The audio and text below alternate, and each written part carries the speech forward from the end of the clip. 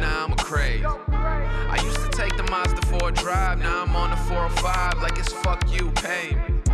We really sick of standing outside, had to push them all aside, it's what you get for trying to play me. I bet they make a movie when I die, just to talk about my life, they need an actor to portray me. I got this motherfucker clear like an eye drop. I got elevated flow, I'm on a high top. I got little something stacked like an IHOP. This is 05, you will put it on your iPod. I'ma give you something that you can't forget. Put the price up, baby, add the tax a bit. Know you saw the comma, thought it was an accident. Well, it wasn't. It's about time the kids buzzing. I'm trying to get a peek in the elevator. But if we talking peaks, I need mine like the Himalayas. I'm talking yay high, man, I never had a vertical limit. I ain't seen you put in work in a minute. I gotta put on for the family, that goes for every person that's in it. Used to scrape by working as a service attendant till I got more. Bitch, I ain't comfy, I need the top floor. Doing anything to get that spot for. Pop off. Started as an East Coast vibe, now I'm going worldwide. We got this bitch going crazy. I used to take the Mazda for a drive, now I'm on the 405 like it's fuck you, pay. We really sick of standing outside, had to push them all aside, it's what you get for trying to play me. I bet they make a movie when I die, just to talk about my life, they need an actor to portray.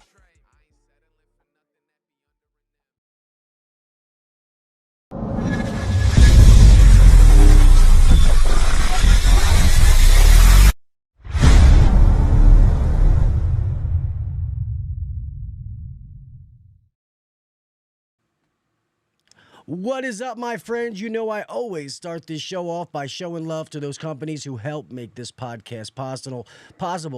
My friends are going to start over at COMPANYCAM. Guys, I am in the process of setting up to get them back on the podcast because I know that I do not do them justice. They are doing so many more amazing things from when I started working with them. It is absolutely crazy. Guys, if you are small business owners, if you run your own company, or if you work for a small company, guys, photo and video documentation and implementing that in your business is something you need to be doing in today's age. This can add on to almost all of the CRMs out there, and it puts all these, it documents them, it timestamps them, gives them all the metadata that you need so you know who shot it, when they shot it, where they shot it, the geotag. Everything is there, and it keeps it neatly organized. I've seen people this kill in like the roofing industry and stuff like that, but it's even helping in the HVAC industry. How many times do we go take pictures of something, and then another guy takes pictures, and they go back, and that picture's missing? This is huge for it all being in one spot. And it's like, oh, hey, remember that system we used to have over there when we moved it? Oh, yeah, I can go back and see the pictures. Like, guys, it is huge. And you can use this for a free trial. So if you go to HVAC Uncensored, COMPANYCAM.com/HVAC Uncensored, you can try it for a free trial for 14 days. All right, 14 days, no credit card, no nothing. Try it out. If you like it, they will give you 50% off your first 2 months. This is really, really awesome. If you run a business, the way it incorporates into your SEO and using these pictures to show people the amazing work you do. It is absolutely amazing. They are doing all kinds of things. There's communication in there, text features. Like I said, I'm not doing them enough justice, but COMPANYCAM is absolutely amazing. It's another one of the amazing companies that I work for from top to bottom. So, guys, go take a look at my friends over at COMPANYCAM. Guys, next, you know who it is. I'm going to talk about them every week, and I don't care if you get tired of it. Man, Gil's always talking about BLUON. Guess what? I don't give a shit. Get over it, because BLUON is fucking awesome. Guys, I always say this. We all have that one tool. So you guys aren't hearing the same old thing, me saying the same song and dance. We all have that one tool that makes our job easier once, twice a year maybe. But it's worth having on the truck. Well, guys, that is BLUON for some people. Maybe you're an amazing tech and you don't need tech support. Maybe you can't order your own parts. But there's that one time a year that you can't find that part and you're like, man, I wish I had a breakdown. BLUON gives it to you. They can deliver it to you. Man, I wish, I really, if I had the manual on this thing, I could really figure out what the hell's going on. I'm never going to find the manual. BLUON's got it. Constantly updating, adding more and more manuals. the tech support. Guys, if you're out there by yourself, stop this ego trip thinking, oh, I don't need to call tech support. Who gives a shit? That's how you learn, okay?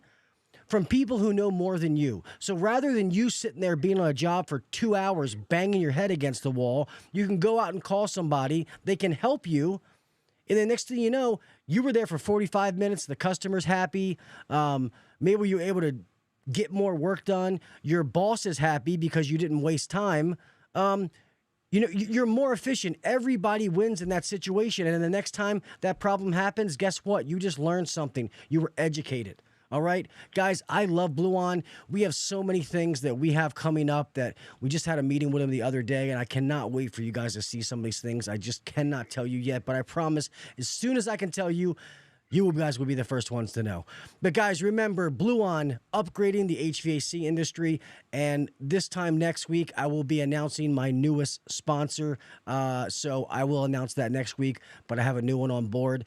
And remember, if you're looking for tools, TruTech Tools, I don't have their website pulled up, but TruTech Tools is the best array of HVAC equipment there is online. Don't ever forget that.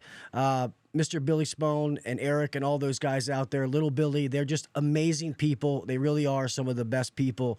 And the selection that they put together is absolutely bar none. Nobody can touch it. And remember, if you go there, use the discount code Uncensored and save 8% on your order. Let's get on to the show.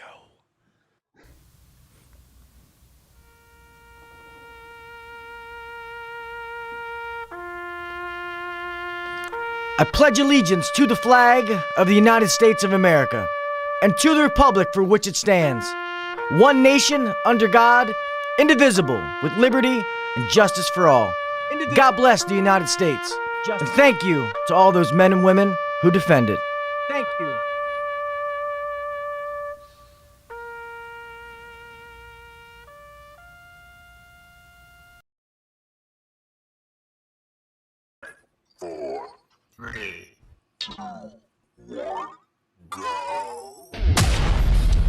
Welcome to the #1 rated HVAC podcast. If you're looking to grow in the HVAC industry, then you're in the right spot. Blue-collar people talking about blue-collar shit. Let's get better together. So turn up the volume, buckle your seatbelt, and let's welcome your host, Gil KV Jr.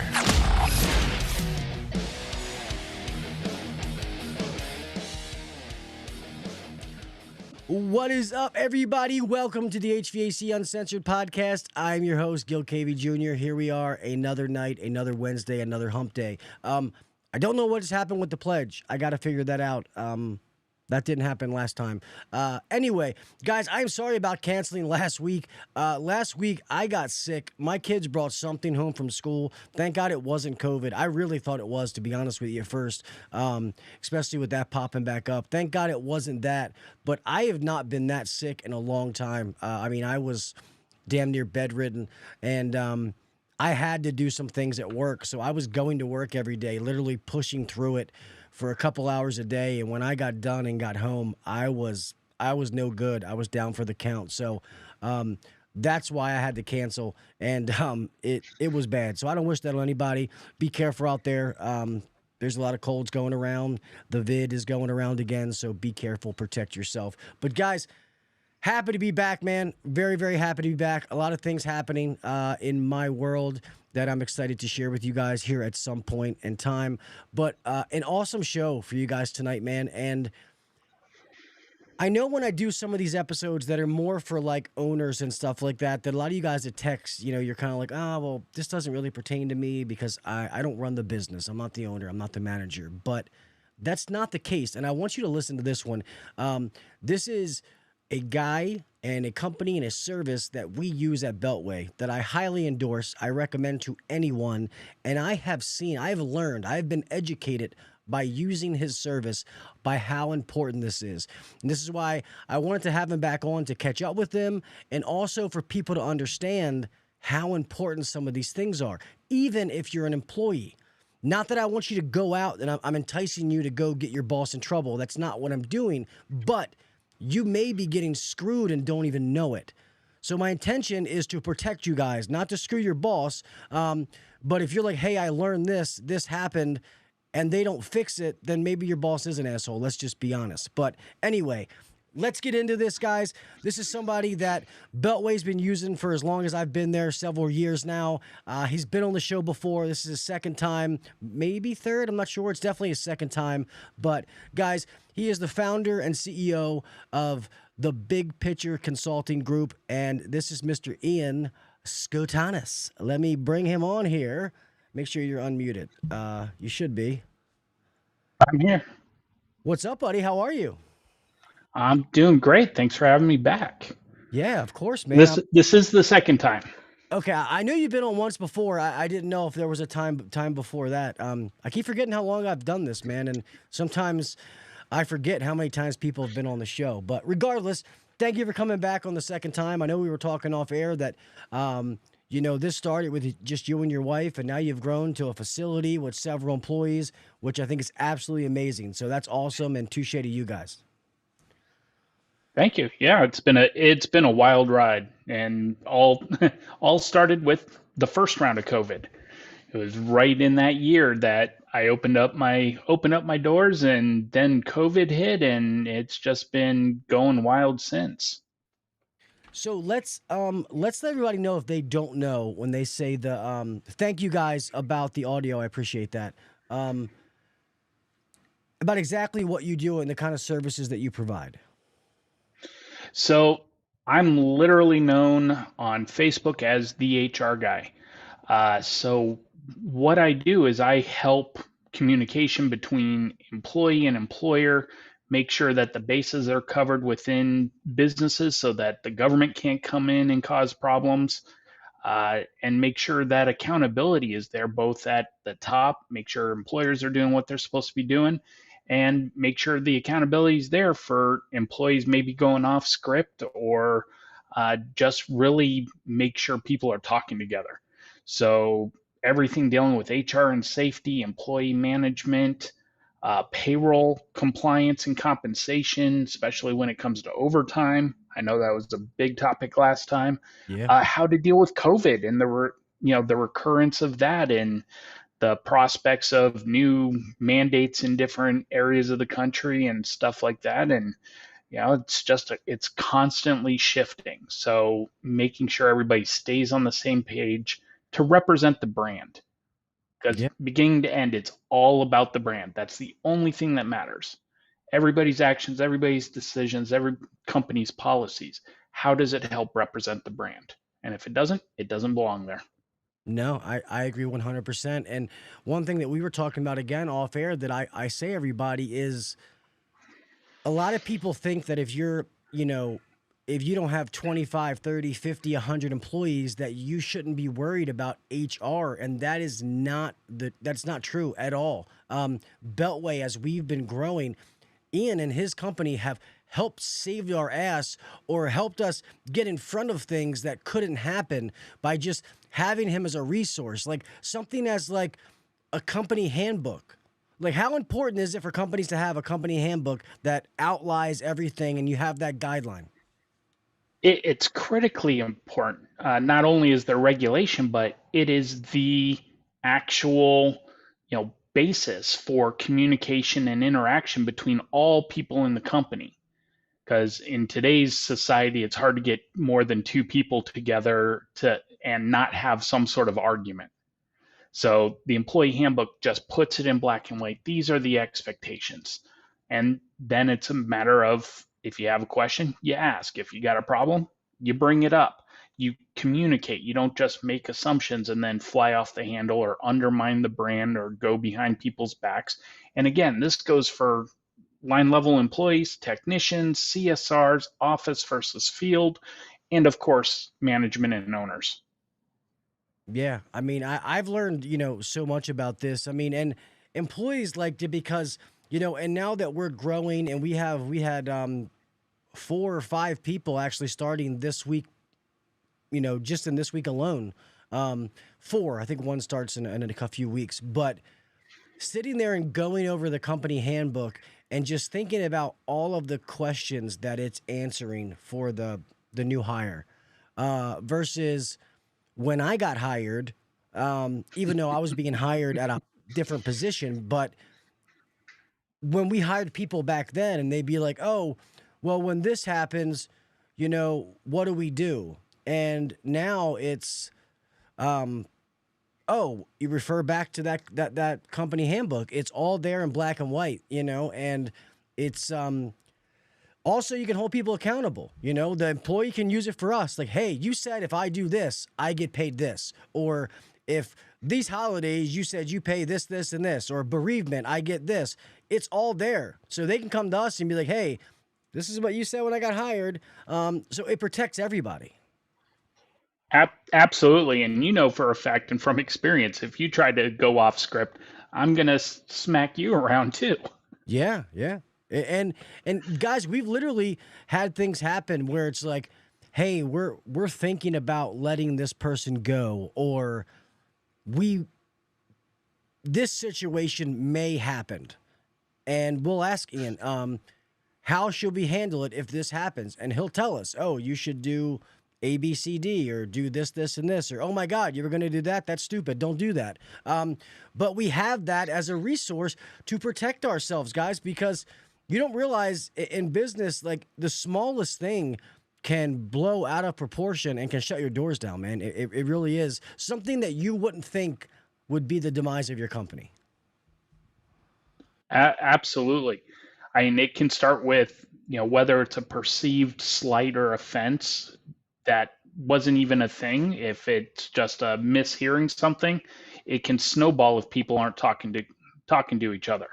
If OSHA decides to stop in for any reason, whether it's an ex-employee that triggers an investigation or just bad luck of the draw, if you don't have your ducks in a row and you're removing that emotional bias from interactions and from your policy making, if you have emotional bias, you're way more at risk. And that's what we specialize in, is because we don't have a personal relationship with anybody involved in the situations. We ask the questions that need to be asked for the brand. That's what we focus on. That's what everybody should be focused on when working together, is helping the brand, servicing the customers. That's it. If you do that, the money's going to be there. No, that's very true. One thing that you've been very good at, I guess if we can try to cover this from different angles, and I think that this would be a hot topic for a lot of people in here being technicians. If we could start with some of the problems you see with some of the payroll structures, like some of the issues, and then we can kind of go into how you've, created some of your own payroll structures. Absolutely. So number one challenge in the trades with compensation is overtime. Doesn't matter how you get paid. If you're on commission, if you're on piece rate or task pay, if you're doing hourly plus spiffs, you have to be tracking your hours, and you have to pay for overtime premium on all the actual wages that you earn, not just the hourly. So if you earn $1,000 in commission, 50 hours, you're going to end up getting $100 extra on that commission. That's how much you're owed per the government. And this is not a new law. It's been in place for 85 plus years with FLSA. Doing the calculations is easy. It's actually getting it implemented, because not all payroll software helps you do this. None of them do it automatically. And even if you call in for support, most of them will say, what are you talking about? You just put it under bonus or put it under commission. You don't pay overtime. And the government doesn't care, and the payroll company doesn't have liability. So overtime is the biggest thing. Secondary to that is employee equity. This is why performance pay plans are a thing, because employees want to be rewarded for doing good work. So that's what you have to build a compensation plan around. I've now developed two different systems, FlexRate and DIFCOM. FlexRate, as you perform, you're giving yourself per pay period pay raises. So if you're starting off at $20 an hour, you hit whatever the dollar amount is in revenue split, you get a pay bump to $23 an hour, 26, 30, 50. I've got people making over $100 an hour because they're out there rocking it. My other system is a commission plan that has a safety net. So you're earning commission in real time, you're working at a guaranteed hourly rate, and at the end of each period, we combine the two. So you're getting paid your hourly rate and effectively a commission efficiency bonus. If you're working too many hours, you're going to get your hourly and we're going to have a conversation. This is that accountability piece. But it's very simple to understand, very simple to execute, and it's much more supported in payroll software, than changing the pay rate every week. But either way you go, it comes down to what is going to drive your team. How are you going to be motivated? How is your team going to be motivated? What can they buy into? And how is it going to help represent the brand? Yeah. So a lot of customers out there don't like commission. Okay. You're paid hourly. That's your primary earning is hourly. You just get the difference on commission. Yeah, no. And it's so two things. One about the overtime stuff, guys, is, well, not even for them, but this, so if a company is doing that wrong, so what, like an audit or something would be what would, like an IRS audit or something? Is that what would figure that out, or they just keep going until somebody catches them? So it would be wage and hour division of the Department of Labor. So people say Department of Labor like it's the boogeyman. It's actually 22 different departments within it that covers workers' comp, employment equality, the EEOC, wage and hour for payroll issues. OSHA is included under Department of Labor. But wage and hour is what handles this topic. And are you getting paid minimum wage? Are you clocking in and out correctly? And most importantly, are you getting the overtime that you're owed? Failure to do this is wage theft. That's not a good thing to get hit with. So it's awe-inspiring how deep owners want to put their heads in the sand sometimes because they've been doing it this way for so long, or every company that they worked for before didn't do this. The government knows this. Whenever they get bored, they're $31 trillion in debt. They can walk in and just start picking off businesses, and they like those small to mid-sized businesses. They love hearing complaints from employees from there because you don't have armies of lawyers. Yeah, that's good. You're not going to tie them. They're not interested in a fight. So my role, that you're going to settle. OSHA's favorite tactic is going in and saying, okay, we're citing you for, $15,000. But wait, if you act now and waive your right to contest anything, we're going to cut that by 40%. That's a deal. That's a steal. Take it and run. Yeah. No. Easy payments. You don't take that crap. $95, and that's $2,995. Yeah, and the other thing, and so that's good to know. So guys, it's like I said before, I'm not saying that I want you to attack and be a douchebag for your employers, but I also want you to know to protect yourself to make sure you're getting what you earned. So that's why I bring that up. I don't want that to be misused or taken in the wrong way. Somebody who is a general manager who runs a company, I would never imply that. I wouldn't wish that on anybody. But sadly, I know some people out there aren't doing the right things. Let's just be honest. But the other thing is about some of your pay plans, and I think about it, is especially with inflation right now, like, let's be honest, like, $100,000 a year is not what it used to be. So I'm curious, a lot of you people, girls in the chat, I think it's all guys, how do you get paid? Don't tell me what you make, but are you hourly plus commission? Are you hourly plus spiffs? Because the reason I say that is because, like some of Ian's plans, nowadays, in order to really take your earnings to the next level and not being some crooked sales guy or nothing like that, you have to have some sort of combined hourly commission kind of pay rate. You do. Incentive based. The harder you work, the better you are at your job, the more you make. Those old times of guys are like, I make $40 an hour, I work my 8. Like, those guys aren't making, like, those days are gone. Times are changing. And because of pay plans like this, like I say, is why at Beltway we have 20-year-old kids that are making $120,000, $130,000, $140,000 a year because they're being efficient. They're doing very good at their job. So they're reaching all of their extra bonuses to get paid. They earned it. So we tell them, we give you a blank check every week.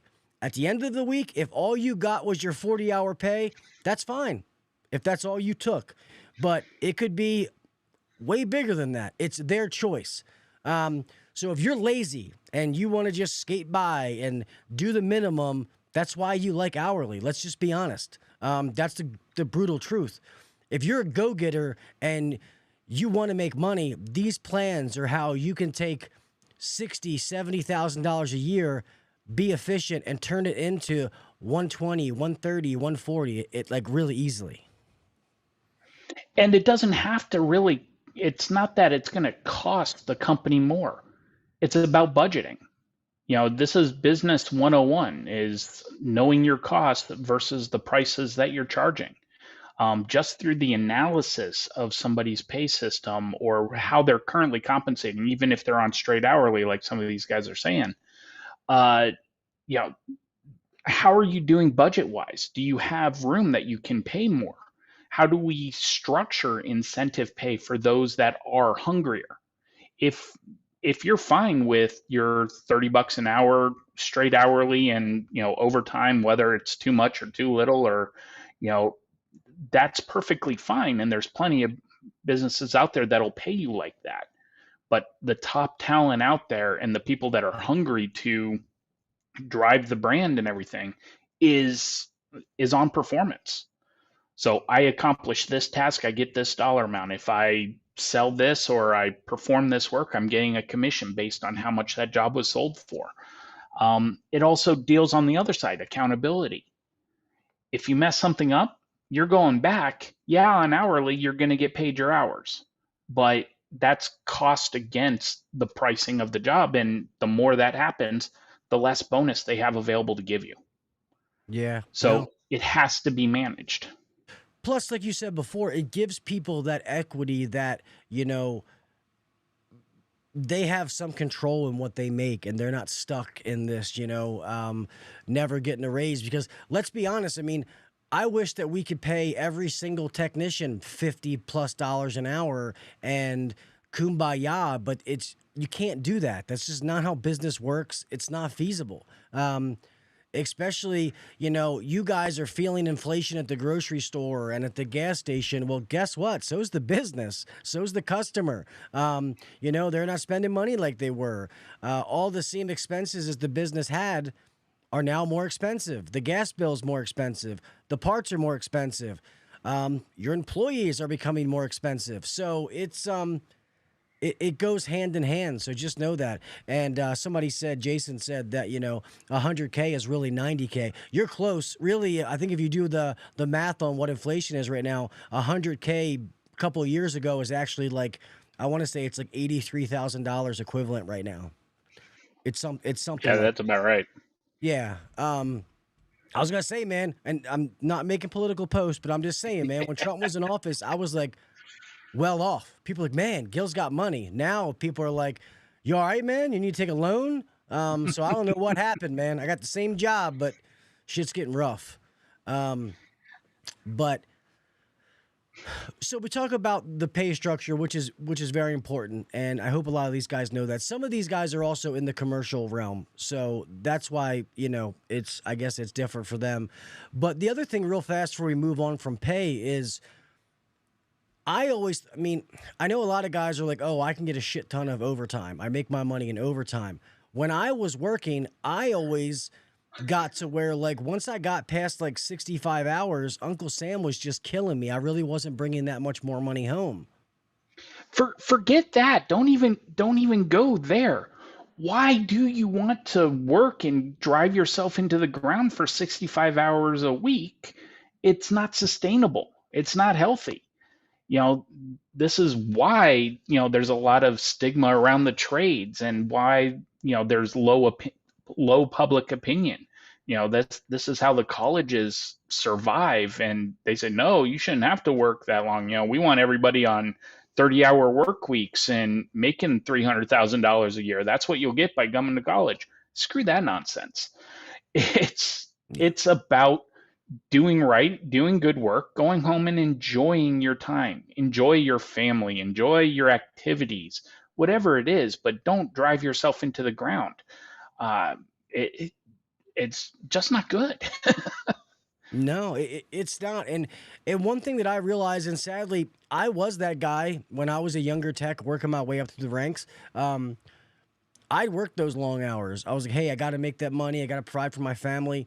And I missed on so much. And you guys, we can never get time back. You can always make money. You can never get time back. And that's one thing. As I worked my way up and became a boss and a manager and a GM now, and I this is why I love Ryan. He feels the same way. Is I get to make all those baseball games and go do those things I could never do.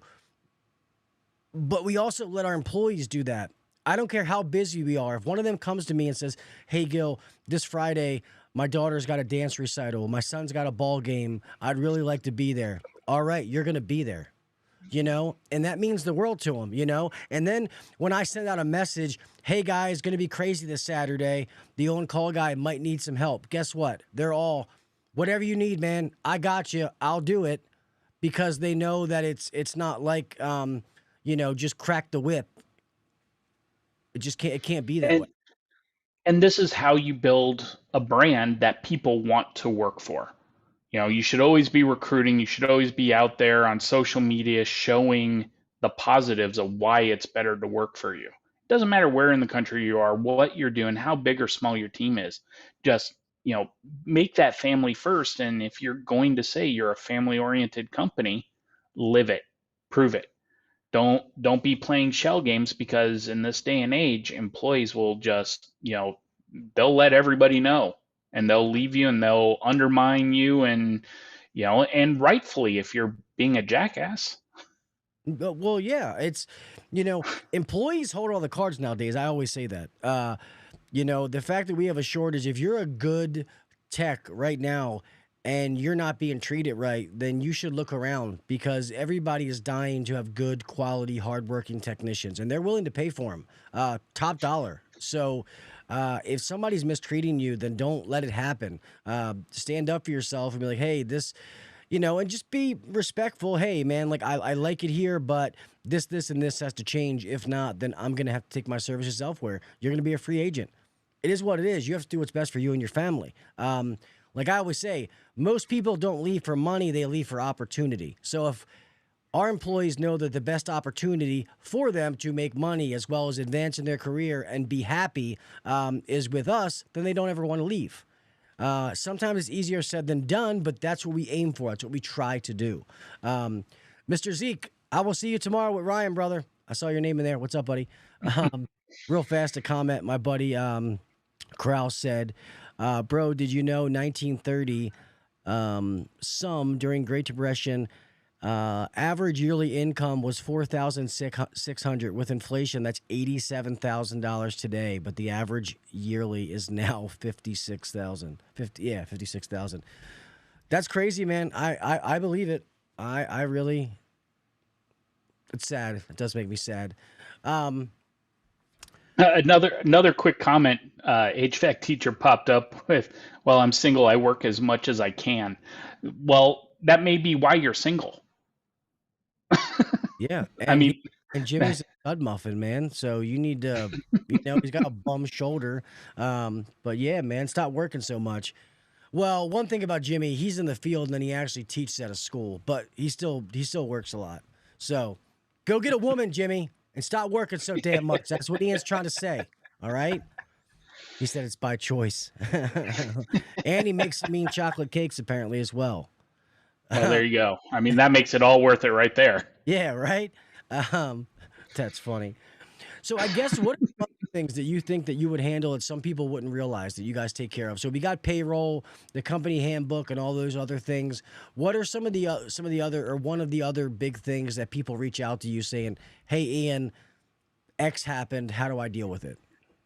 Well, I've actually got an amazing book, that I've got some of my top secret events that have happened around the country. Obviously, this is highly confidential, but one of the biggest, most common things is dealing with drugs, dealing with marijuana.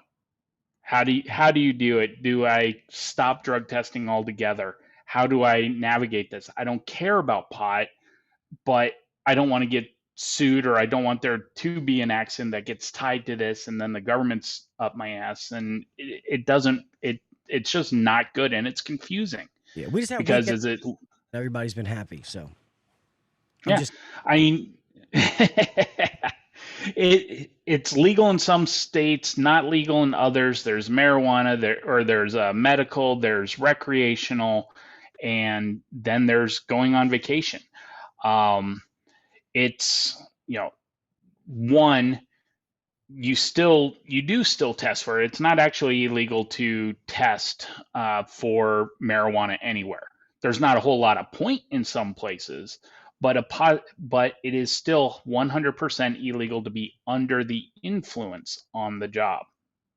Now, with marijuana especially, it can test positive for a month or more, and after you've imbibed, and with very little way to tell if it was that morning right before getting on the clock, or if it was last week or day ago, whatever.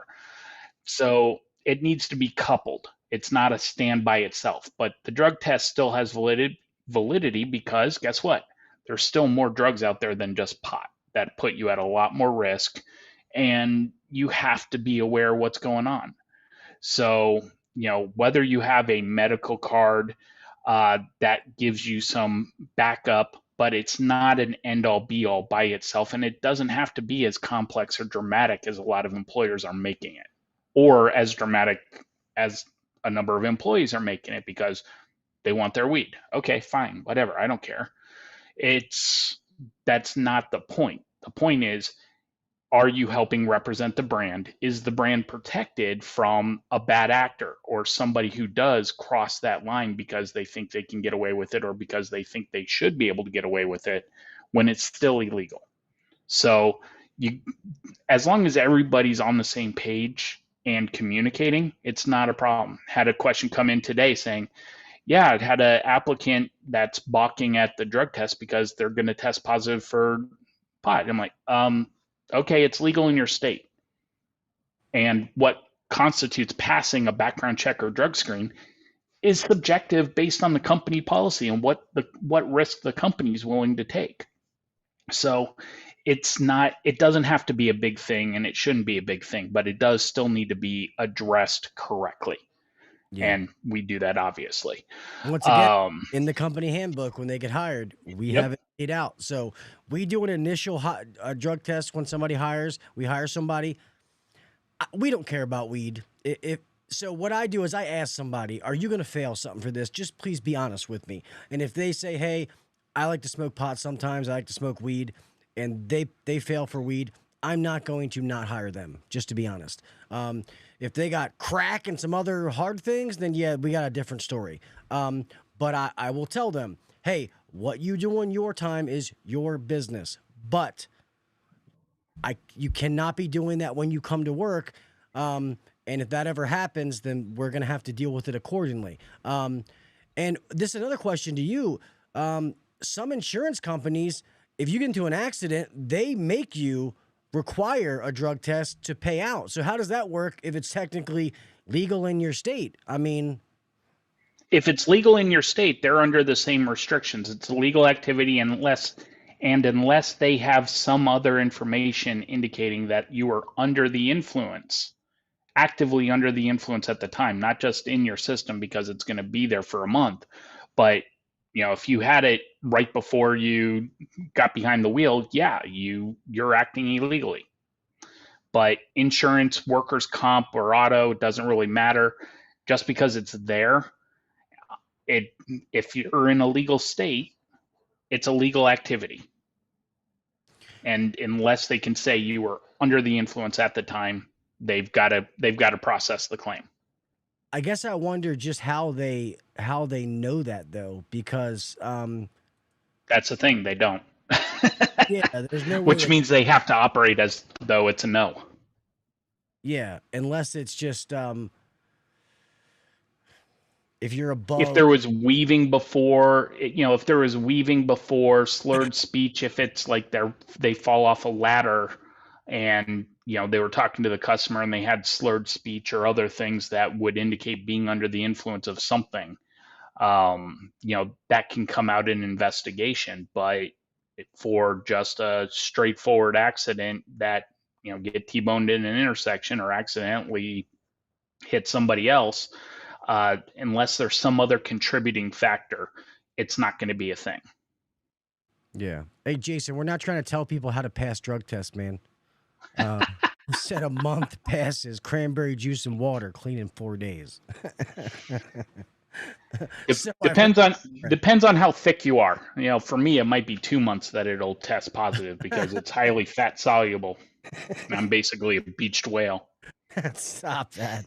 That's funny.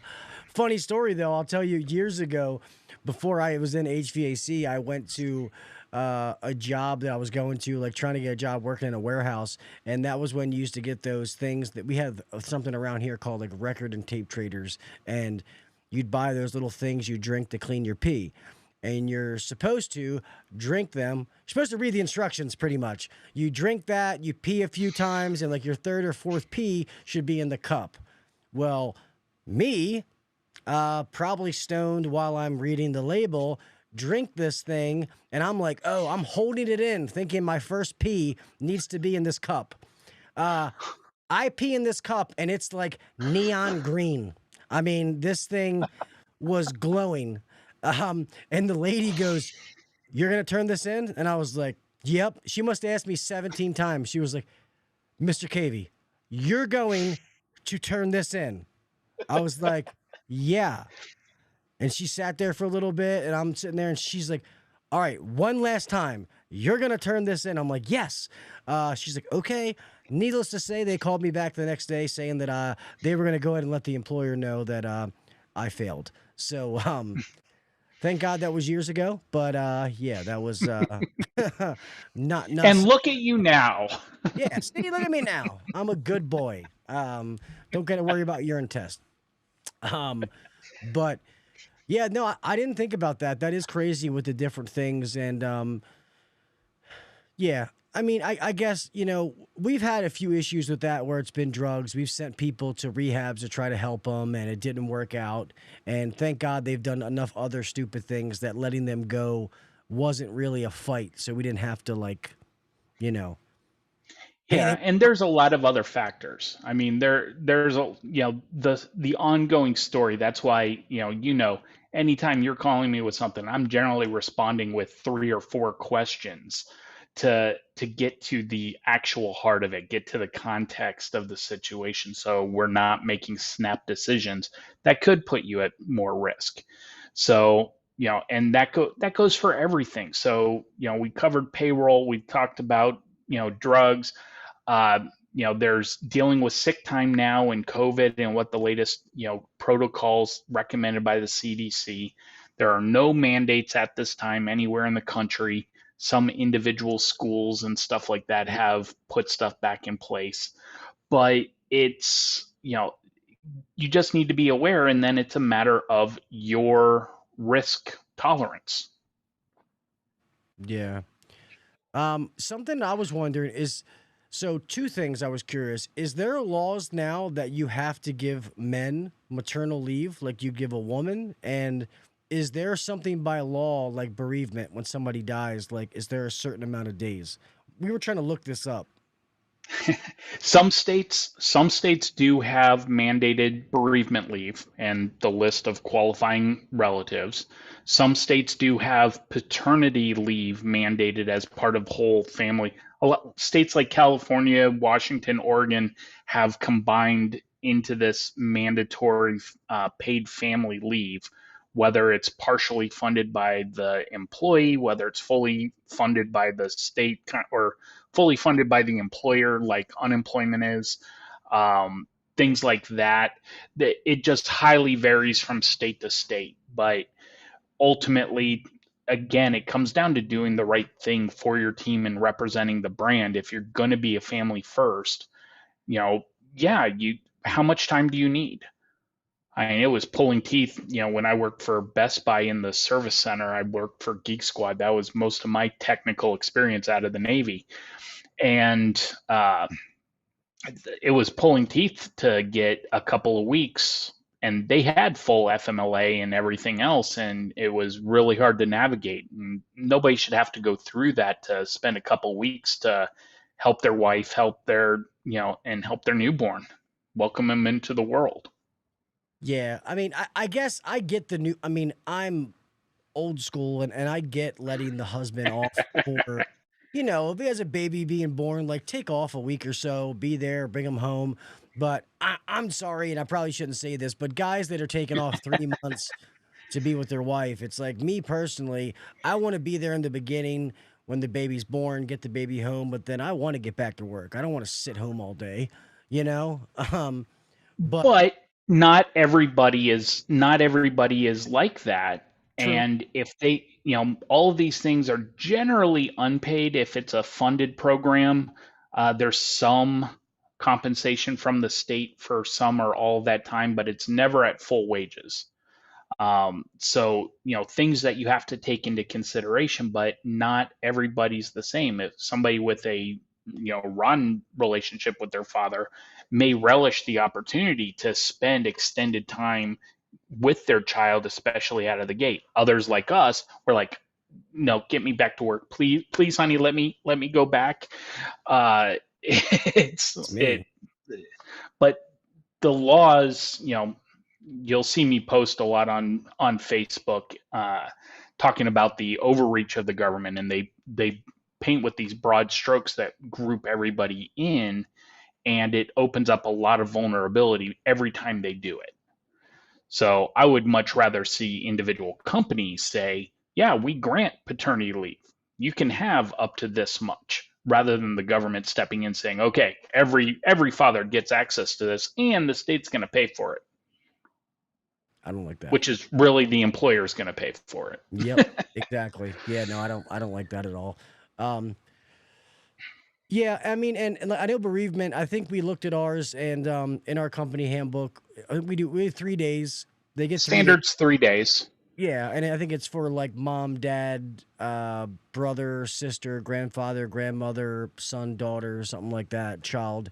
But obviously, if one of our good employees comes to us and says, they lose their father and say, hey, I need a couple more days, I'm not going to tell the people no, because I know I was very close to my dad, and when my dad passed, I took a week, and to be honest, a week really wasn't long enough, but I had to get back to work to get my mind moving. So somebody who's been through that, I make sure that I give those people that time, and if they ask for it, it's, reasonable. Like one of our guys, I don't want to say his business, but some of these people know him. His father just passed, who lives in a different country, and he took his 3 days, and I thought he was going to ask to go back to that country. And if he did, obviously I was going to be like, hey, man, you do what you got to do. But he didn't have to do that. So I was prepared if he asked to be like, of course, go back and see your dad. Lay him to rest or whatever you do in religion, And going past that, it can go from bereavement into a qualified disability leave. What accommodations would you make after somebody went through a serious accident if they're not right in the head to come back and support and represent the brand and take care of the customers, you don't want to put them in a spot where they're going to mess something up when they shouldn't be there. And everybody, they know they shouldn't be there. You know they shouldn't be there. So you grant that accommodation. Now, whether that's continued paid leave, they're accessing their sick or vacation time on the fly, you can make accommodations like that. But it all starts with, do you have that opportunity laid out in your employee handbook? You guys do. So it's not a thing. It's just, what do you want to do out of it? And then how can we get there? How can we take care of the company needs as well as the employee needs? And that's the big thing that makes me different from HR professionals that are out there. I'm on a podcast person, and I'm a next technician. I didn't come to HR in the normal path. Yeah. And I'm just as blue collar. I'm just a paper pusher now.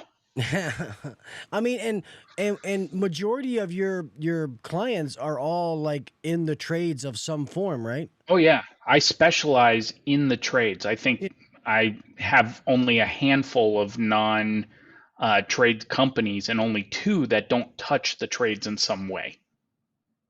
I've got a fitness studio in California. I've got a supply, like garden center retail shop in Wisconsin. But everybody else is either directly in the trades: HVAC, plumbing, electrical, roofing, garage door, landscaping, home service companies. And then I've got a couple of marketing companies that work exclusively with the trades. So Nice. So what is your kind of meat and potatoes? Like, what is the biggest company you deal with? Because obviously, if you get to a certain size, you're going to have in-house HR. So what is like... So the 1 to 2 up to what? So to pat myself on the back on this and the genius of my business model, I can actually support and provide valuable service to any size company. So I've got owner operators that are looking to hire their first people. It's a lot easier to hire me to get that foundation set so you're growing on the right path and doing things right out of the gate. But I go all the way up to several hundred employees. And yeah, they have in-house HR, but almost every one of them is overworked. So I'm an additional resource. My team can be pulled in to draft documents, to do additional research, just to bounce ideas off. Because HR manager in a big company, or HR director, it's a kind of lonely position to be in, because the CEO and senior leadership generally don't fully trust you, and the employees don't fully trust you because they automatically assume you're a shill or a mouthpiece for the other side. And it ends up being a lot of us versus them, and nobody has time for that. So having another resource that they can, reach out and call and talk things through, they need spaces to vent too. Yeah, no, and I provide it. I didn't think about that. No, that's pretty awesome.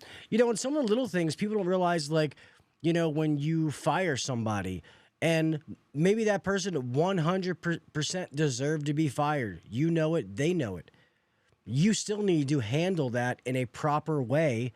Cover your ass, the documentations, how you present their last paycheck, how you do everything, because if you don't do that properly, you can get in trouble. That's something I never thought about. And we've had you work up some letters for us on a couple of things because we're like, hey, are we going to get fucked on this one? And you never know. Yeah. The worst feeling in the world for an employer is they let go a bad actor, somebody who needed to go, and everybody knows it, just like you said, but they screw it up and they're the bad guy with the Department of Labor. They get that inspection. They're having their life turned upside down. They're getting fined tens or hundreds of thousands of dollars because this employee screwed up and it wasn't handled correctly. Messing around with final paychecks. One free piece of advice: it does not matter what is signed at hire. If you don't get authorization if the employer does not get a fresh sign off acknowledging a debt and saying, yes, you can pull this from my final paycheck, they can't take it from that final paycheck. They can still come after you for legally owed debt if it's a valid loan, if it's, accidents or, moving violation tickets that you're paying off, they can still come after you for that if you fail to cooperate. But it cannot be done on the final paycheck, or else they're the bad guy. This is another case of wage theft. Yep. Only pre-approved deductions. And so many employers want to try to circumnavigate that by this policy, we're going to take this from your final check. No. How many times do I have to say it? No, you can't do that. You have to get them to sign it then. And most people don't say anything. And I thought that for the longest time. And, you can't do that. And let's be honest, like most companies I've ever worked for, whether it was management or not, how they figured out how much they would let you get in a tool loan was based on what you made in a week, a 40-hour paycheck. They wouldn't let you go above that. So if, God forbid, you got fired or told them to go F themselves, they could take your last paycheck and get their money back. But now, like Ian just said, they can't do that. So if you're leaving a company and you tell them, hey, you cannot take my last check, you guys need to educate yourself. They cannot do that. Doesn't mean that you don't got to pay them. They can still come after you legally and do other things. You still have to pay it, but they cannot take your last check. You all should know that. You just learned something. Yeah, protect yourself. I mean, that's part of it. Employers can't run their business, can't build their brand without the employees. The employees can't do the work that they enjoy doing. They can't earn the money that they want if they screw around with the employer. It takes both sides to make the entire system work. And either side can get screwed legally if it's not handled correctly. You don't want the police showing up because you refuse to return tools in a van when you leave a company. You don't want, and on the employer side, you don't want OSHA crawling up your butt because a disgruntled employee who knows about all the safety violations that everybody knows happens in a company that would be really easy to fix. Nobody has time for that, and nobody wants the drama, even though our society is completely built around it at this point. Yes, they are. One thing I'd love to ask you into the whole last paycheck, like tool loans and stuff, is, and we've never had a problem, but we do this, and I know a lot of places do. Like, we have 4 guys that we just sent to training, and what we tell them is we will pay for the training. We pay for your travel, gas, how you get there. We pay them while they're in class. But they have to say that they're going to be here for at least a year. If not, then they're responsible for paying for the class. Like, does that have any weight? Could they tell me just to go fuck myself when they leave? So they can, but again, if you have that agreement written down and it's reasonable, reasonable in term, you can't say I spent $500, so you got to be here for, 5 years. That's nonsense. But if you're spending several $1,000s and, you're just asking for a year, after 5,000, you can kind of push that out to 2 years. But it can be set up as a loan because that training does help them forever. That it's an investment in themselves and you're investing in them. But a couple of factors. One, it has to be a work off. So as they're working, the longer that they go into that term, the lower that dollar amount is. You can't do it the day before that term limit ends and they leave, or you fire them and say, yeah, you owe us the entire $5,000. No, that doesn't fly. They worked 99.9% of the time before you fired them. And then there's firing for cause versus at will. If you're just reorganizing and you lay them off, you shouldn't be going after that money. No, because you screwed up other things. But if they're fired for stealing crap, yeah, you still go after them for how much they owe on that loan that they agreed to. But it still has to be prorated no matter what they're doing to get themselves kicked out the door. No, that makes sense. Granted, we've never had an issue with it. Because if it's somebody that we don't think would be there in a year, obviously we've been lucky with good people, so we haven't had that issue. Thank God. But helps to have a good hiring process to minimize the hiring the wrong people who would screw you too. Dude, one thing that really helped us that Ryan learned and incorporated was the Myers-Briggs, and doing that with people, and just knowing how certain things implement with people. At first, I was like, "This is fucking stupid. Like, why are we doing this?" But it's actually pretty awesome, and it works. You know, there's a couple of things that it's like, you know, would you have a beer with somebody?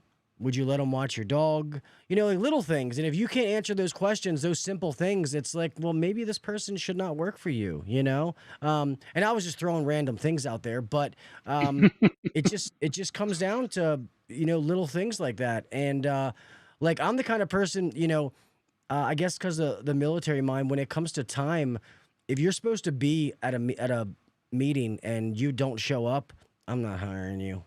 I'm just not. Yeah. You don't respect my time, especially if you're not worried about that first impression. Then what are you gonna do once you're here for a couple of months and the real you comes out? You know.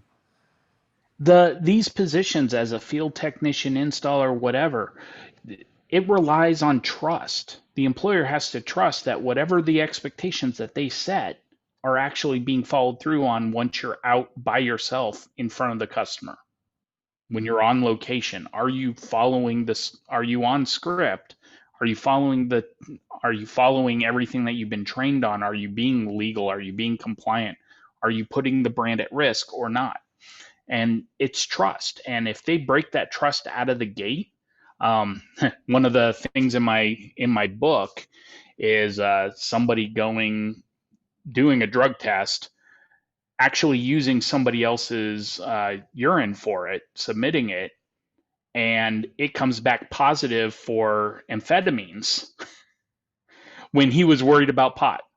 I mean, it was stupid on every level by this guy, because they weren't going to disqualify him for pot anyway, but he completely broke trust, willing to break several laws in trying to get around this, and, you know, completely screwed himself out of the job, as well as, you know, legal liability. If anybody else talks to that employer, they're actually obligated to inform about that sort of situation. Yeah. Well, and another one that people don't get is, you know, when no matter what you do at a company, if that company calls your past company like for a reference to talk, I can't tell them what I really think about you. I can't say, you know, a lot of times what you take is, would this employee be up for rehire with your company? If they say no, Yep. then normally that draws a red flag. But, you know, even if they know me, they can't be like, oh, that Dave guy, he's a piece of shit. We caught him doing this. He stole this and blah, blah, blah. That's against the law. You can get in trouble. Like that can't happen. Unless there is official criminal activity that constitutes a public safety hazard. So if they're stealing from customers' homes, if they're found to be dealing drugs in customer locations, you know, that's domestic abuse or anything like that, any sort of violence. If they're charged or convicted of that, and that's the reason why they had to leave your company, anybody in that line of work that's calling you for a reference, you're actually obligated by law to share that information, because it is a public safety hazard. But if it's a bad attitude, cantankerous, doesn't get along with anybody, you know, all of that stuff, or just bad at their job, you can't share any of that stuff. What if it's on Facebook? That's social media official. As long as you don't tell them to go to your Facebook page to get the rest of the information, nudge, nudge, wink, wink. You know, but if you're posting stuff out there, now that's a bad example to set. That doesn't help represent your brand by, you know, bad mouthing good or bad employees. But those people, if they call, I'm very generic with the answers, and those people are going to hang themselves. And so I let it go. I've just always taught never to say anything. But This is a good one that my buddy Jason asked, and he said, if you could enlighten all them on the non-compete clause, the non-compete that people signed, so I'll let you answer, but I'll tell you how I think it's supposed to work. So obviously I've worked, as management, and I've been in the inner workings with some companies. I've also been a tech, and it's different in those positions when you sign a non-complete clause, meaning non-compete clause, meaning that, you can't steal their customers and take their processes and things like that. But that's not the same for everybody, correct? Oh no. It's actually becoming more and more sketchy to have any sort of non-compete clause, anything that restricts people from being able to go out and work in their field that they're experienced and knowledgeable in. You know, there's different things for managers versus line level employees, but there's really no valid cause to have a technician sign a non-compete. There's just no justification for it, and it's becoming outright illegal. And I shared information today about in California specifically, as of the 1st of next year, they can come after you civilly, like civil lawsuits for pain and suffering, for stress that you've caused them by putting this non-compete that they know is not enforceable, because that's a very common tactic. Yeah, I know they're not enforceable, but I do this anyway to keep my guys in line and minimize the chance they're going to screw me. Yeah, that's a good brand to represent there. But that it's just, you don't screw around with it. You want to make sure that you're treating the people right so that they're not going to screw you. But non-compete, non-disparagement is just BS, because that's freedom of speech. But now what you can protect is your customer list. Your customer list is protected intellectual property, company property. If they go out and start up their own firm, their own shop, and they're out there and they're specifically targeting and calling down your client list, trying to steal people, or your employee, well, if they come after your employees, if your employees want to leave for them, it's better that they're gone. But for the customers, if you find that they're doing this and not attracting them through public marketing, that's legally actionable. It works both ways. So you don't need extra legal forms and threatening to sue people on day one of their job. So we have a guy that, like, he goes into one of our customers, he's there in our uniform to work, gives them a cost to do something. Hey, I don't have that money. And he says, oh, I'll change that capacitor. Just give me $50. I can still go after him. It's just not. Oh, absolutely. Yeah, Or that's side work. His own time and does it to our customer. I can still go after him, but the non-compete doesn't really hold water. No, the non-compete, that's just fraud. I mean, doing side work for customers and doing it under the color of the company, but then intentionally rerouting that work to yourself, that's fraud. That's theft from the company. You've used company resources to line your own pocket versus doing your job. That's actionable. It's fraud depending on how much you're doing it or how much is uncovered during an investigation. It could turn into a big deal, legitimately, the employer coming after you, and you might as well just find a new trade. Yeah, no, that's true. So I guess let them know. So, like me at Beltway, being the GM, if I was to leave, that non-compete is a little bit different. It can affect myself. Yes, he can, except for if you're going into the role of a tech. But if you're in a company and there's reasonable suspicion that you're sharing tactics and helping them develop to specifically go after Beltway, yeah, that would be actionable. But going in as a GM for next door competitor, yeah, they can absolutely prevent you from doing that. So now you guys know. It's just the blanket stuff. Yeah, if you are a regular employee, that non-compete doesn't hold water, so don't be scared of it. This is one question that I have to ask you, though.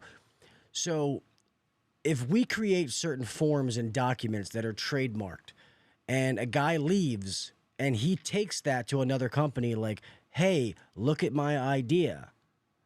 Even though he was not a manager, you can't do shit to them? It is company property if it's not public knowledge. So one thing that a lot of these non-competes and non-disclosures cover is marketing materials. Well, marketing materials are out in the world. It's considered public information. So it's not protected. Your competitors should already have your marketing materials. That's opposition research. But if it's internal memos, internal strategies, talking points, again, it's a matter of what is actually released to line level employees and what information should they have access to. But the practices, the SOPs, what you're expecting them to do on the job, none of that's secret sauce. So it's really what information is it that you're trying to protect? Does it qualify as something? If it's that important, you should go through the steps to get it trademarked. So we do. So if it's trademarked, then we're covered. Yeah, not just copyrighted, but actually registered trademark on systems, processes, things like that. You can absolutely protect that as your intellectual property. Okay, And yeah. that's a whole different set of laws. Yeah, Ryan got these things trademarked. Okay, so that's good to know. Yep. We're up at an hour, so if you guys have questions, if any of you have more questions, please put them in all caps. We'll answer a couple more. My buddy Blogger says, what can you do when your employer is not paying you the proper hours you worked? So one, I recommend that you approach with whatever documentation showing that you actually work these hours that need to be compensated. If they're not cooperating, you know, at some point you have to make the call to contact somebody like me to try to mediate, or go find an actual lawyer to put in a complaint, or just go to wage and hour for your state and file a complaint, and then they'll step in and investigate, and what comes. If it's past wages that you get paid back with penalties, and different states have different structures for recompensating employees that haven't been paid correctly. But government does not take well to that sort of thing. Yeah, no, that makes sense. My buddy Scott, HVAC Rookie, says, Gil, ask where we can go to get educate ourselves about the laws. That's what I say. And a lot of this stuff. This is what I do. Yeah, I literally have learned from him, and that's why I wanted to bring him back on again, and let you guys know that it's not just as an owner to be able to know these things. I want you guys to know these things to be able to protect yourself, just for this reason. So when you listen to this, you watch this afterwards, and something weird happens, and it's like, hey, shit, I remember listening with Gil and Ian, and they said that this can't happen. Guys, I will let you know. I will put it is the Big Picture Consultant. So it's the bigpictureconsultant.com. Or I don't know. Do you give your email? You don't give your personal one, do you? No. But you can find me on Facebook as h.r.guy. Yeah, I'm all over the place in all sorts of groups. I'm in HVAC Uncensored still. I don't post there a whole lot because most of my stuff's for employers. But you can absolutely tag me in a question, and I will get it, and I will respond. That's one of my trademarks, and one of my brand promises for the trades is I respond. Yeah. Most people don't know his name unless you know him personally. Everybody knows him as the HR. So if you see that's Ian who's responding, just so you know that. Jason asked this question, which I think we just answered this, Jason, to be honest with you. Can you protect a process and enforce a non-disclosure? Like he just said, it depends on what your role is and whether that is trademarked or not, is whether you can do that. Unless you want to get a little particular, give us more particulars and Ian can answer it. I think that's the answer to your question. Yeah. That's really it, is just making sure that whatever you're trying to protect, you're willing and able to defend it in front of an uninvolved third party, some bureaucrat sitting behind a bench that's going to ultimately decide if your case is valid or not. And depending on your state, it's a bigger uphill climb than others. Yeah. I mean, that's why literally after the longest time people told me, like all the stuff that I use, like my logo and different things, like I went and got it copyrighted and trademarked, so nobody else can use it. Like I own the rights if somebody was to try to steal it and put it on a T-shirt or something stupid. Because even in my group, I saw people doing that. They were just taking. Like, there's a lot of generic things that, you know, maybe the people who own the copyright or the trademark just don't know, but people are just making these things and printing it, making money off of it. And I had a situation where somebody started an HVAC group. Commercial HVAC Uncensored, and I talked to a lawyer, and he was like, they can't do that. That HVAC Uncensored, whether something's before or after it, cannot be used in succession. Thank God they were cool, because I reached out to him and was like, hey, you can't have that, dude. You got to change the name, or you have to talk to some people. And you can warn them off with a cease and desist and things like that. You know, fire a shot across the bow. You know, yeah, we noticed. Get out of here. You want to talk about really going after people, check out Dan Anatoli over at KickCharge. He loves going after people for trademark infringement. Oh, yeah. They literally just steal his designs and make them look shitty. Yeah. And they're like, hey, look what I did. It's like, hey, Mhm. someone has that same exact logo. Yeah, Dan Antonelli. Dan's a good dude. I got to get Dan back. And he's in. national. Yeah, he is national. Let's see. He said, my mom works for a large patent and trade law firm. Oh, okay. Well, then your mom would know. If it's trademark and patented, then that's a different story. You own the rights, and people can't do that. That's like me. I invented this pen, and somebody else tries to sell this pen. Well, guess what? That's, you know, we have a problem. So. All right, man. If anybody has another question, I guess I'll take one more. That's it, because we're getting to the end. I don't want to keep Ian any longer. So if you have one more question to put in all caps, we'll take it. Otherwise, I'm going to start to close this out. Let me see. While somebody's writing, Jason, Mr. Jason Johnson. Hey, let me know which one of those 3 bags, man. Just pick one and send me a message, and I will get that sent out to you, bro. The lawyers have an automatic 5 mil retainer fee for a year. I'm a lot cheaper than that. Yeah. I'm gonna keep paying him. And if he's in here, me and Ryan are gonna have lunch with him tomorrow. Zeke, if you are not using Ian already, you should look into him, and we can talk about it tomorrow. So Zeke Warner is a friend of ours who owns a company in Maryland. He's on the Eastern Shore across the bridge. We're gonna have lunch with him tomorrow. But yeah, I've worked with Zeke before. I've lost track of all my active clients. Okay, I was gonna say, because see you tomorrow, buddy. Yeah, because if he doesn't, then I would say he should definitely do that. HVAC blogger. I am on LinkedIn. You can ping me on Instagram, but it's very hit and go on that platform. But HR is my number one source. It's just what I came up with, and that's where I'm most active. On LinkedIn, I am Ian Schotanus. Still operate under my real name. Not as alias. Well, and can't they get through if they go to your website? Isn't there a link to click? Yeah. Yep. So yeah, they can contact me through thebigpictureconsulting.com. Here, let me see. Gil has my information that he can share out to my services and all that stuff. Yeah. So if you guys hit me up, I can get you in touch with Ian as well. Rookie, can you put that web address, that www.thebigpictureconsulting.com in the chat? I never do the links right, so my man, there he is. There you go. You can click on that right there. Consulting, ING. Oh yeah, consulting, not consult. God damn it, Rookie, you're fired. Hey, you said it wrong first. See, this is how it works. I call people out for their screw ups. Rookie, I don't technically pay him either, so he's the best employee you can have. He doesn't bitch. He doesn't want money. I offer him free stuff. He doesn't take it. Nah, he's a good friend. He helps me make this show possible. That's for sure. All right, man.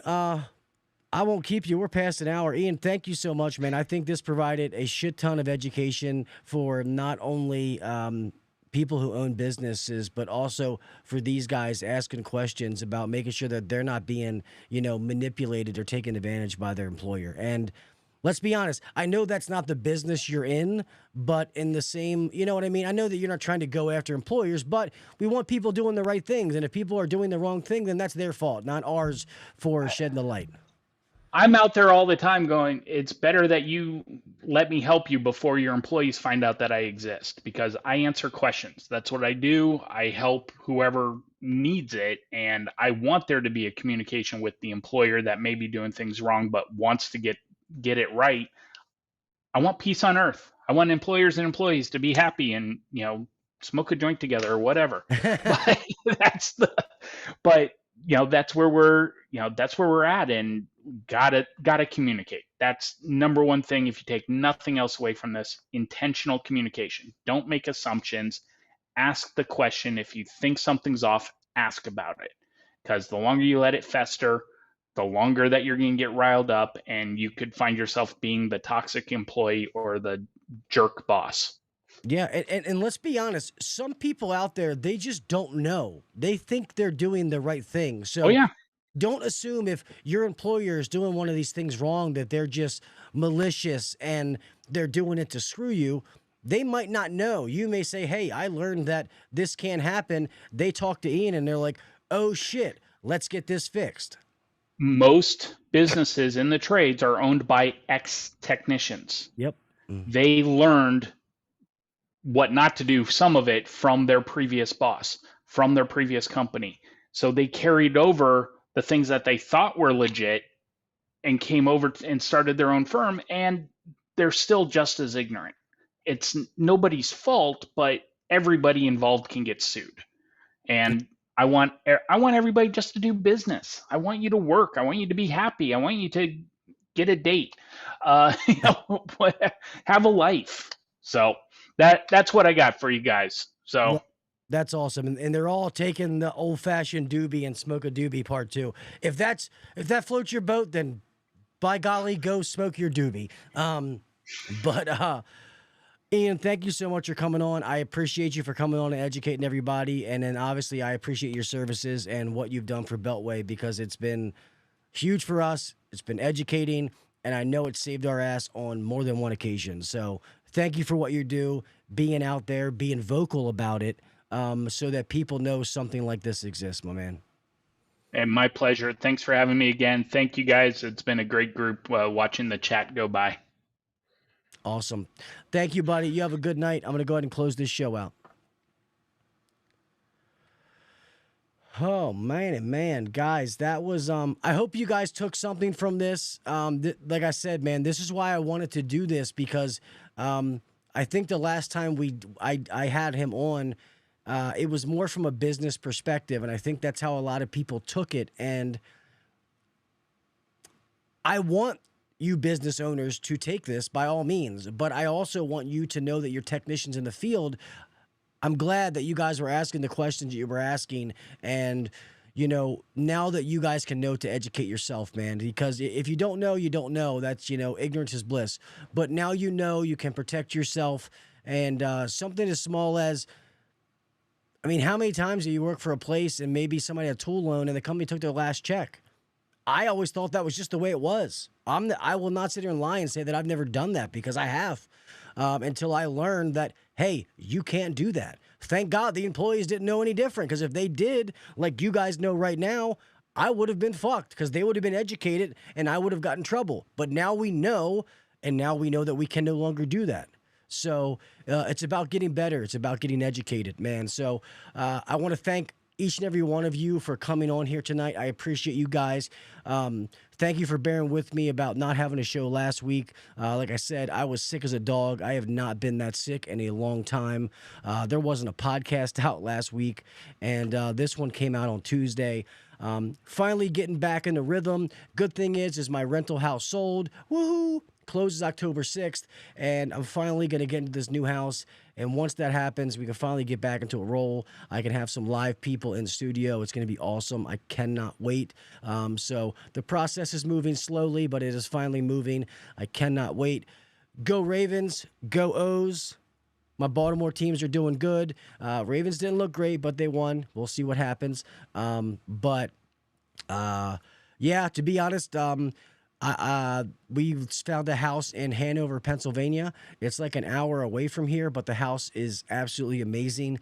So I don't know if I want to do that. Not really the hour, but going into a different state, having to change all that, especially with my mom's insurance and all that kind of stuff. So we'll see. But process is finally moving, and I'm super excited for it. So thank all you guys for bearing with me. The fact that I was sick is why the Veto giveaway was not announced. That video I'm going to release in the next couple of days, but that's why, it wasn't out, because I didn't have it in me to do anything.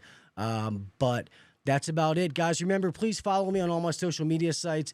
The more I can build up all these different sites, it really helps me get the word out to more people and helps this things grow. So if you haven't followed me on, really, it's just YouTube, Instagram, Facebook, like the podcast Facebook. If you want to join Uncensored, by all means, please do so. If not, really, it's just those through. And then I think I have TikTok as well.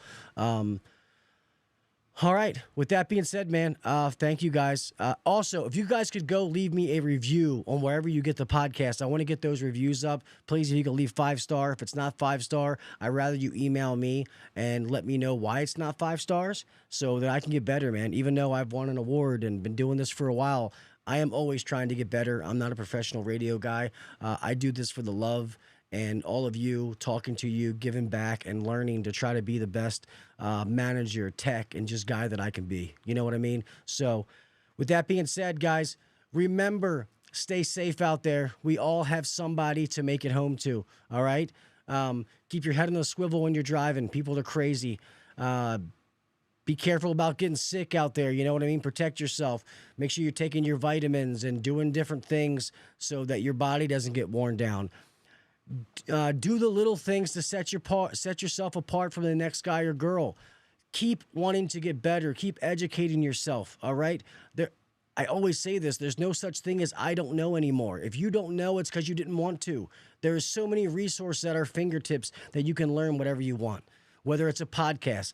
There's so many amazing podcasts out now on HVAC. It's amazing. This is the best time to listen to HVAC podcasts. There are so many amazing people out there. I was part of the awards ceremony talking about, the HVAC Tactile Awards and, people getting nominated, just having a conversation. And there's so many great shows now that it is hard. And now is the best time to listen. You guys should be listening to one every single day. I try to get out there to support a lot of these guys. They're all my friends. I just can't always get there. But I wholeheartedly support what they do, and I know the work it takes in to do these things. So with that being said, keep trying to make yourself better. Read a book, listen to a podcast, an online course, whatever it is. Make yourself the best version of you. With that being said, I love you, mofos. Until next week, I'll talk at you later. Peace. Thanks for listening to the HVAC Uncensored Podcast. Don't forget to check us out on Facebook and Instagram, or email us anytime at hvacuncensored@gmail.com. Now, get back to work. Shut this down. The views and opinions shared on the HVAC Uncensored Podcast may not necessarily be the views and opinions of our sponsors or guests. And when have you emailed me 20 times and I haven't got back to you, rookie? You liar. See everybody.